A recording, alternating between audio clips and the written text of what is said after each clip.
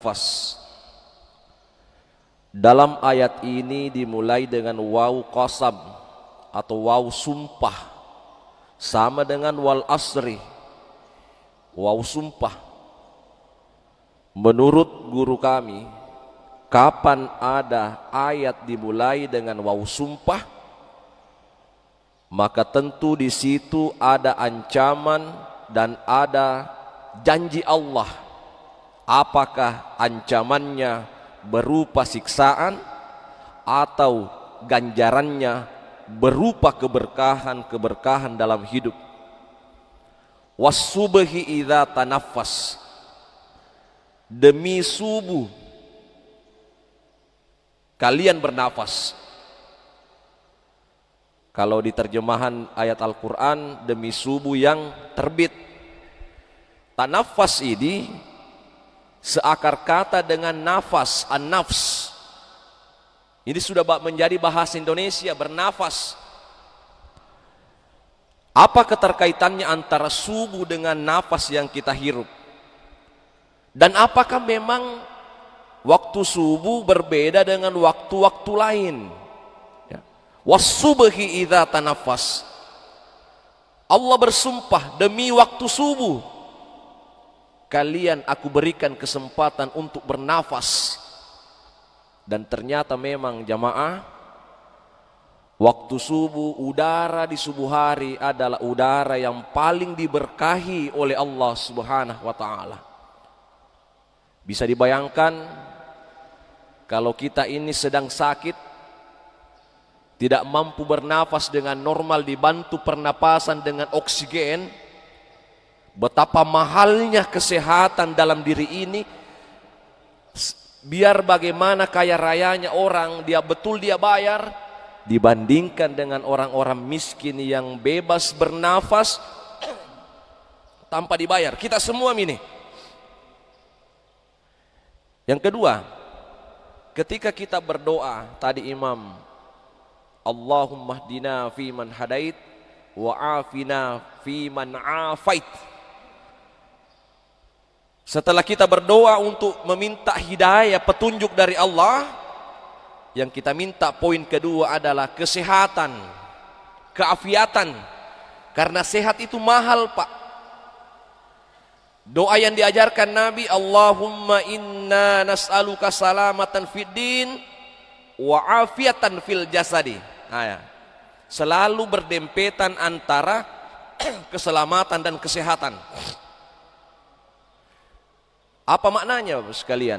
Sebagai mukaddimah pada subuh hari ini, bahwa beruntunglah kita semua yang tekun melaksanakan berjamaah, terutama di waktu subuh, karena udara di subuh hari memang udara yang paling diberkahi dan dirahmati oleh Allah Subhanahu wa ta'ala.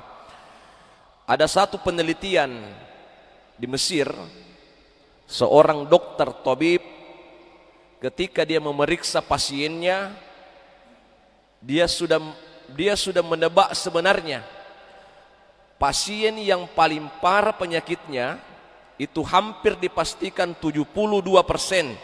Ini 72% hasil riset dan interview seorang dokter bernama Syekh Abdurrahman. Pasien ditanya, penyakitnya apa Pak? Penyakitnya apa Bu? Pertanyaan kedua, rajinkah sholat subuh? Pertanyaan ketiga, berjamaah subuh kah di masjid? Itu pertanyaannya begitu.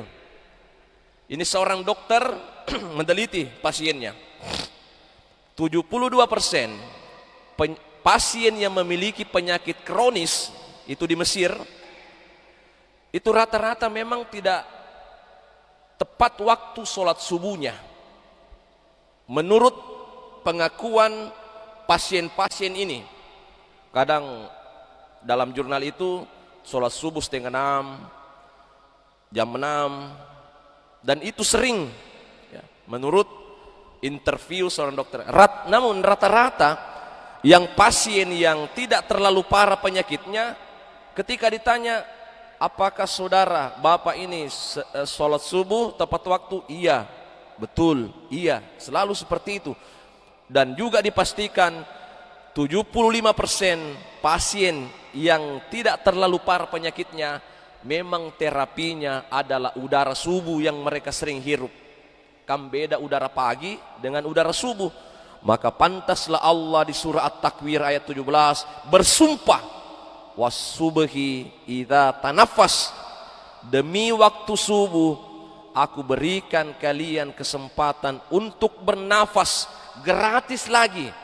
Dan itulah bentuk kesyukuran kita kepada Allah, masih bernapas sampai detik ini jamaah. Baik, jamaah yang dimuliakan oleh Allah Subhanahu wa taala. Bismillahirrahmanirrahim. Materi kita pada subuh hari ini tentang zakat ya. Babuz zakati, bab tentang zakat. Hiya lugatan, secara bahasa, tatuhiru wan nama'u, membersihkan dan berkembang, wasyar'an, dan menurut syariat, ismun lima yukhraju an malin au badanin alal wajhil atiyah wa furidat zakatul mali fis sanati tsaniyati minal hijrah ba'da sadaqatil fitri wajabat fi thamaniyati asnafin minal malil nakudaini wal an'ami wat tamrini wal inabi li thamaniyati asnafin minan nas wa yakfuru jahidu wujubiha. Menurut istilah, zakat ini sesuatu yang dikeluarkan dari harta. Zakat sesuatu yang dikeluarkan dari harta dan badan ya. Maksudnya zakat fitrah, zakat badaniyah. Alal wajhil atiyah wa furidat zakatul mali fis sanatil tsaniyati minal hijrah. Dengan ketentuan zakat diwajibkan atau difardukan tahun kedua dari hijriyah ya. Artinya tahun kedua, 2 tahun setelah hijrahnya Nabi SAW ke Madinah. Ba'da sadaqatil fitri, setelah zakat fitrah. Jadi zakat mal, lalu zakat fitrah. Wajabat fi thamaniyati asnafin, dan 8 orang yang berhak mendapatkan zakat, zakat fitrah. Minal malil nakudaini wal an'am wat tamrin wal inabi li thamaniyati asnafin minan nas. Di antaranya emas, perak, ternak, kurma, anggur, diberikan kepada 8 golongan orang ini. Wa yakfuru jahidu ujubiha, dan orang yang menentang kewajiban zakat ini dihukumi kafir. Ini ya. Begini Pak, jamaah yang dimuliakan Allah Subhanahu wa taala. Kenapa orang malas berzakat? Ya. Saya tidak usah membahas tentang hilafianya, apakah uang atau beras, saya itu sudah awam semua. Yang perlu ditekankan kenapa orang malas berzakat, yang pertama alasannya karena memang dia kikir, pelit. Bukankah Rasulullah SAW mengajarkan doa kepada kita, Allahumma inni a'udzubika minal hammi wal hazan wa a'udzubika minal ajzi wal kasal wa a'udzubika minal jubni wal kasal wa a'udzubika min ghalabati daini wa qahri rijal. Di situ ada doa supaya kita jauh dari sifat pelit, kikir, dan rakus. Jadi inilah sifat manusia. Mudah-mudahan kita semua termasuk saya dijauhkan dari sifat-sifat sudah rakus. Orang Bugis mengatakan mangoah nama kela-kela sudah. Dan inilah yang kita mau tundukkan di bulan Ramadan ini sebenarnya Pak. Bukankah manusia sifat dasarnya adalah ananiyatun wa hubbul galabah? Itu bashar. Kan Allah mengatakan kul innama ana basyarum mithlukum yuha ilayya. Nabi mengatakan, Allah mengatakan, Muhammad katakanlah aku ini adalah manusia biasa. Basyarun menurut penjelasan ulama tafsir karakternya dua. Basyar, inilah manusia yang paling bawah, dasar tingkatan manusia. Manusia dalam aspek fisiknya, jasadnya, sifatnya dua. Satu, ananiyatun, keakuan dirinya. Tidak ada manusia yang mau direndahkan, Pak. Sekalipun dia miskin, rakyat jelata, dia punya kehormatan, dia punya siri. Ananiyatun, keakuan dirinya, ya. Selalu mau dipuji-puji. Yang kedua, hubul galabah, adalah selalu mau menguasai orang lain, biar bukan haknya diambil juga. Seperti anak kecil ketika bermain, dia mau ambil mainannya temannya atau adiknya. Kadang kita lihat anak-anak yang main, ada yang memang rakus, dia sudah punya mainan, dia mau ambil lagi mainannya adiknya, temannya, sampai akhirnya semua mainan itu dikumpulkan di depannya. Siapa yang ambil dipukul. Begitulah sifat anak-anak yang namanya ananiyatun dan hubul galabah. Ironisnya, kadangkala seseorang sampai dewasa, sampai orang tua, sampai sudah beruban, sudah putih semua rambutnya, sifatnya juga masih seperti ini. Selalu ambil bukan haknya, selalu mangoa, rakus, makela-kela, biar bukan punyanya diambil juga. Na'udzubillahi min dzalik. Nah, satu, kenapa orang malas berzakat? Karena memang pelit, ada sifat kikir dalam dirinya. Dan sifat manusia itu apa? Wa tuhibbunal mala hubban jamma.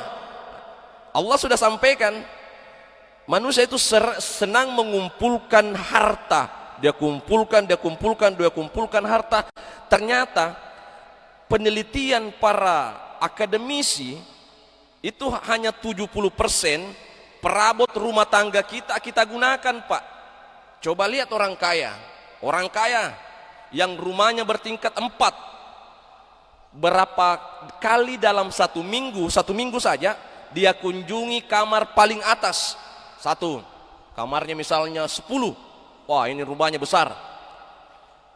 Ditanya, Bapak Haji berapa kali kunjungi kamarnya paling atas dengan naik tangga, ya.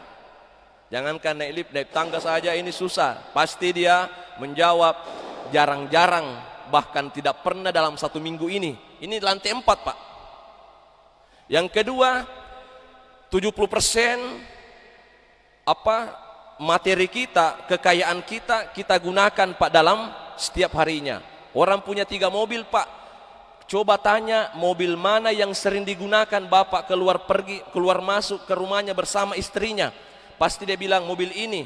Kalau mobil ini jarang digunakan, berarti 70% orang jarang menggunakan hartanya. Apalagi dan sebagainya, banyaklah. Jadi orang senang mengumpulkan harta, Pak. Kalau ibu-ibu ditanya di belakang, perabot rumah tangga ibu, pancinya, alat menggorengnya, apalagi semua bikin alat-alat bikin kue. Ketika ditanya, selalu beli piring. Perabot rumah tangga ibu yang sering digunakan yang mana? Pas ditunjuk ini. Selebihnya disimpan di lemari. Bertahun-tahun itu alat rumah tangga, perabot rumah tangga jarang digunakan. Ternyata memang karakter manusia, wa tuhibbunal mala hubban jamma, senang mengumpulkan harta. Tidak salah, tapi ingat ada kewajiban untuk mengeluarkan zakat. Yang kedua, kenapa orang malas berzakat? Karena tidak mengerti dengan zakat, tidak paham ilmu zakat. Ada orang ditanya, Pak, sudah berzakat? Sudah. Ternyata dia yang dimaksud adalah berinfak. Ini ada orang awam, dia masukkan uang di celeng 100.000. Dia bilang, saya sudah berzakat. Ini pengetahuan, pentingnya pemahaman, ilmu dalam Islam. Yang kedua, ada orang ditanya, sudah berzakat? Sudah, ternyata zakat fitrah, tapi zakat malnya belum pernah dihitung. Ini ada orang kaya, sawahnya luas, empangnya luas, ada lagi burung waletnya, pekerjaannya bagus, sudah misalnya pegawai atau karyawan yang gajinya 10 juta per bulan, baru dia langsung mengatakan saya sudah berzakat. Tapi ditanya bagaimana caranya berzakat, di mana berzakat, ini beras, oh zakat fitrah itu Pak. Kalau zakat hartanya, oh saya tidak tahu kalau ada namanya. Ini keawaman, keumuman atau ketidakpahaman seseorang. Kita tidak bisa pungkiri Pak, masih banyak saudara-saudara kita yang awam tentang zakat ini, zakat badaniyah dan zakat mal. Yang ketiga, alasan ketiga kenapa orang malas berzakat, karena ketidakpercayaan kepada pengelola dan pengumpul zakat. Tidak percaya dengan amil zakat. Selalu ada kecurigaan. Selalu ada bukan buruk sangka sih, wajar, curiga. Ini amil zakat, ini tidak ada pekerjaannya, kok bisa beli mobil, bisa beli motor baru. Ada kecurigaan muslim terhadap muslim yang lain yang menjadi amil zakat, pengumpul zakat, pengelola zakat, sehingga orang tidak percaya dengan lembaga ini, langsung kepada orangnya. Pak, kenapa tidak pernah berzakat? Saya berzakat, langsung kepada orangnya. Oh, sahkah itu? Sah. Tapi ketika ditanya ulama, ada seorang ulama, almarhum Andre Guruta, Profesor Dr. Kiai Haji Muhammad Al-Yafi. Ini ulama, dia berasal dari Pinrang, Supa, tapi dia di Jakarta, sudah meninggal. Anak gurunya, Guru Tambo Dale, ditanya, Puang, bolehkah, mana lebih afdal, langsung saya serahkan zakatnya atau melalui lembaga? Ada badan amil zakat atau UPZ kalau di kecamatan, kabupaten, Basnas ya. Langsung Gurta mengatakan, Gurta Prof. Yaliafi, begini, kalau kamu mengeluarkan zakat langsung pada lembaga, itu seperti sholat berjamaah. Kita sholat berjamaah. Guru tak bertanya kepada orang yang bertanya ini, kira-kira mana lebih afdal, sholat berjamaah atau sholat sendiri di rumah? Dia bilang, sholat berjamaah Puang. Oke, kalau begitu lebih afdal melalui lembaga. Ada organisasinya, delapan mustahik ini, itu diketahui petanya, ada pemetaan oleh lembaga ya. Sementara kalau umat Islam langsung kepada misalnya orang fakir, miskin, maka yang lain ini tidak kedapatan. Satu. Dan memang Pak, pertanyaannya sekarang 8 asnaf ini, 7 lah di luar dari amil ya. Nanti ada pembahasannya ini, siapakah sebenarnya ini amil? Bukan Amiluddin ya. Amil zakat, 7 orang ini pertanyaannya, sudah terbagikah memang secara merata ataukah hanya fakir miskin saja yang selalu dapat?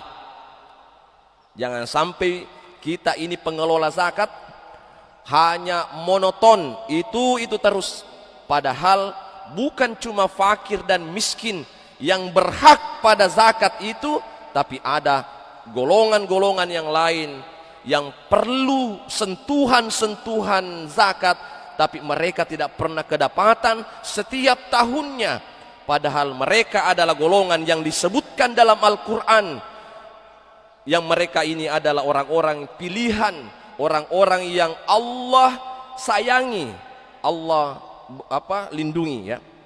Oke, jamaah yang dimuliakan oleh Allah Subhanahu wa taala. Jadi itu ya, 3 alasan ini kenapa kita tidak berzakat.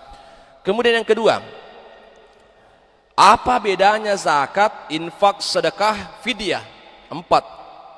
zakat, infak, sedekah, fidyah. Fidyah. Ya. Begini ya, zakat dulu. Zakat adalah harta tertentu. Harta tertentu. Ada tambangnya, berapa zakatnya. Misalnya dia punya tambang, berapa zakatnya. Pertanian, itu tertentu. Karena tidak semua orang punya sawah, Pak. Tidak semua orang punya kebun. Apalagi zakat emas. Tidak semua orang punya emas banyak sampai 85 gram. Tapi ada juga orang punya emas sampai 1000 kilo. Bukan cuma 1000 kilo. Bahkan beribu-ribu kilogram emasnya. Subhanallah. Makanya harta tertentu dikeluarkan oleh orang-orang tertentu. Dan diberikan kepada orang-orang tertentu. Nah ini definisinya zakat. Dan syaratnya dua, sudah sampai nisabnya dan sudah sampai haulnya misalnya. Nah, jamaah yang dimuliakan oleh Allah Subhanahu wa taala. Yang kedua adalah infak. Ini banyak orang salah paham.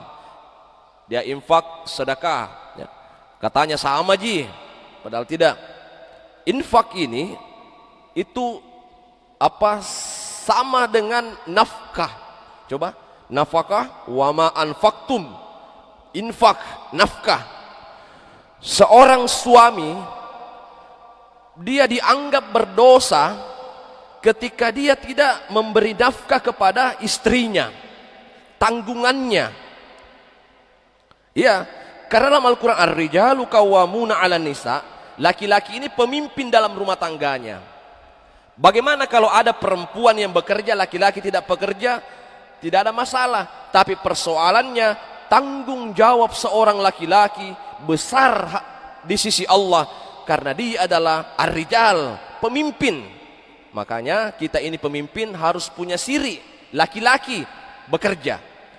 Nah, kadang ada yang selalu berpandangan bahwa uangnya suami adalah uangnya istri bukan uangnya suami. Ini juga keliru juga sebenarnya, ini pandangan seperti ini.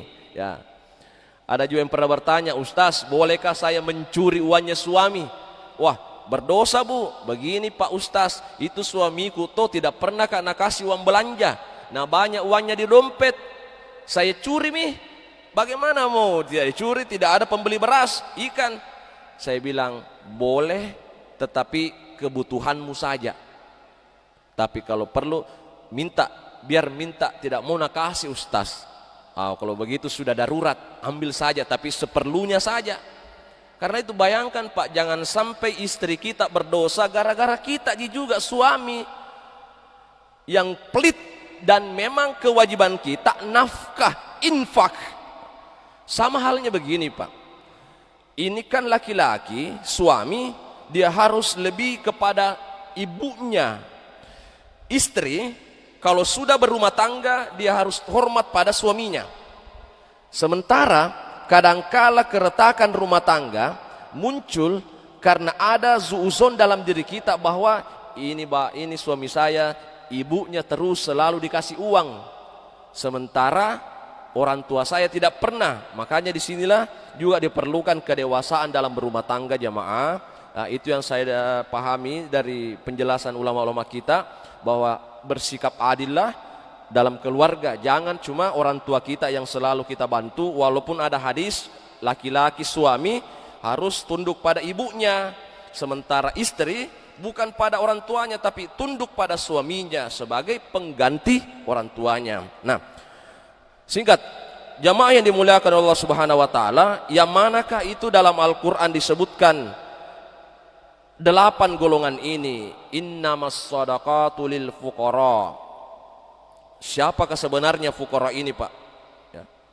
Siapakah orang-orang fakir ini? Ya, kita langsung saja singkat karena ini materi secara singkat zakat fitrah ya. Fakir ini adalah orang yang tidak memiliki pekerjaan, aset, harta sama sekali. Fakir.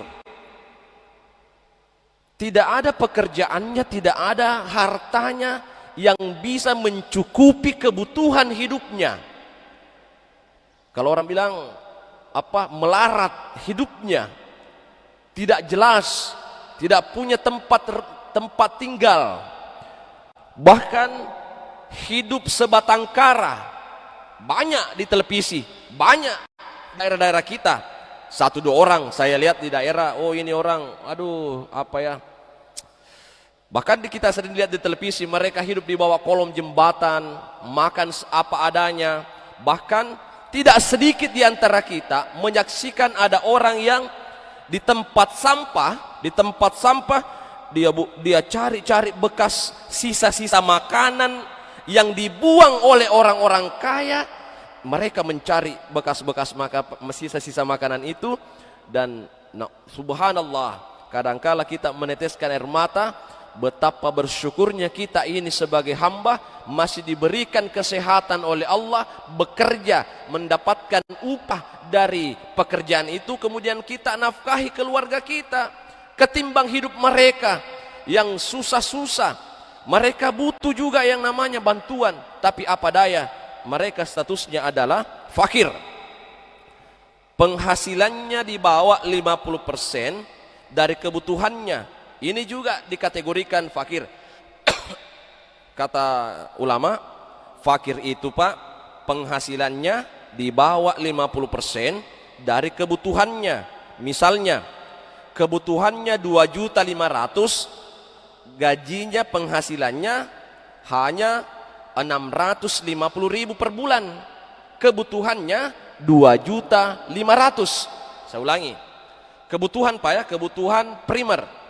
Kita mau beli beras, ikan, minyak goreng, apa dan sebagainya, itu namanya kebutuhan. Sementara penghasilan kita dari bekerja 650.000 Pak. Cukup tidak? Tidak. Pasti berutang. Itulah orang-orang fakir berhak untuk menerima zakat. Fakir. Ini kan kadangkala kita juga kurang bisa membedakan orang fakir, miskin, tapi ada motornya di rumahnya. Saya katakan, ulama memberikan pemahaman bahwa kalau ada orang penghasilannya lebih kecil daripada kebutuhannya, itu tadi di bawah 50%, maka dia dikategorikan fakir. Yang kedua, miskin.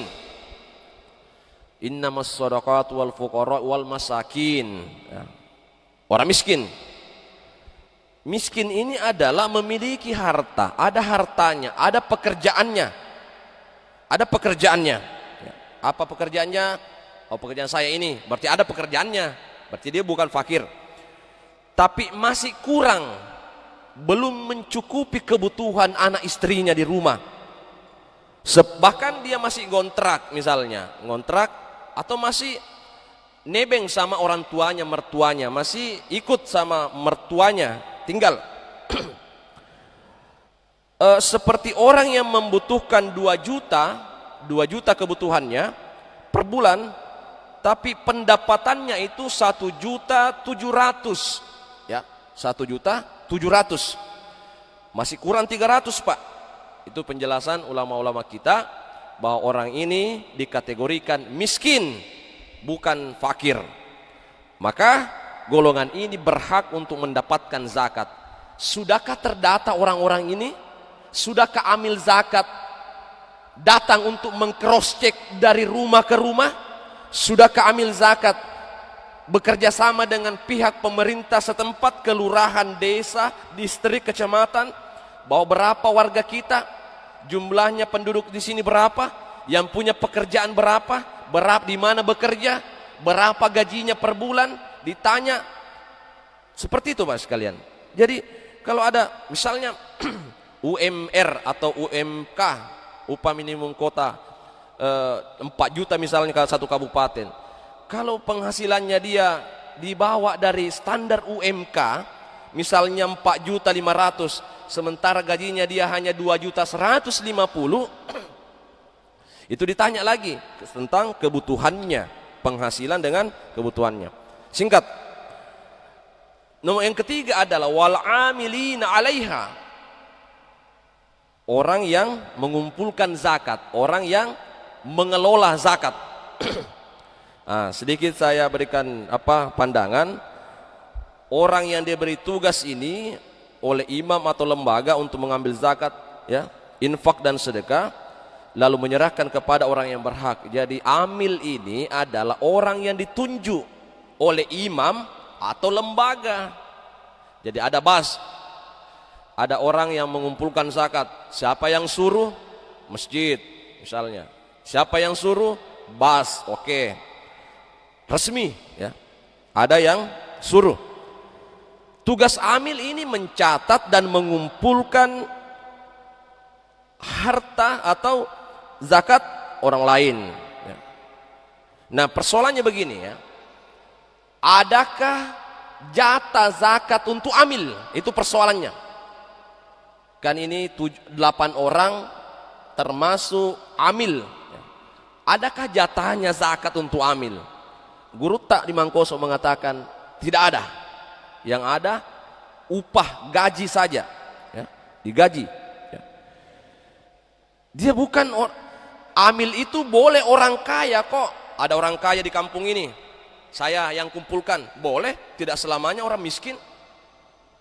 Dia dapat bukan jatah zakat seperti fakir miskin, tapi upah gaji, ya.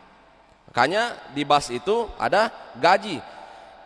Para komisioner Basnas kabupaten kota itu tidak mengambil lagi uang zakat dari zakat yang kumpulkan untuk diambil, tidak, tapi sudah digaji dia oleh pemerintah, sudah ada gajinya dari negara. Nah, ini, ya, sedikit mungkin ada kesalahpahaman. Kadangkala kan ada pembagian, ya, pembagian bahwa 100% dibagi 8, 12,5%, ya. 100% dibagi 8. 8 ini kan mustahik, sama dengan 12,5%. Padahal misalnya begini, ya. Amil ini jatahnya adalah upah kerja. Ini sedikit penjelasan ulama kita bahwa misalnya dia kumpulkan dalam sebulan itu 50 juta misalnya. Maka jangan lagi dibagi menjadi sekian, 12%. Itu ulama kita, ya.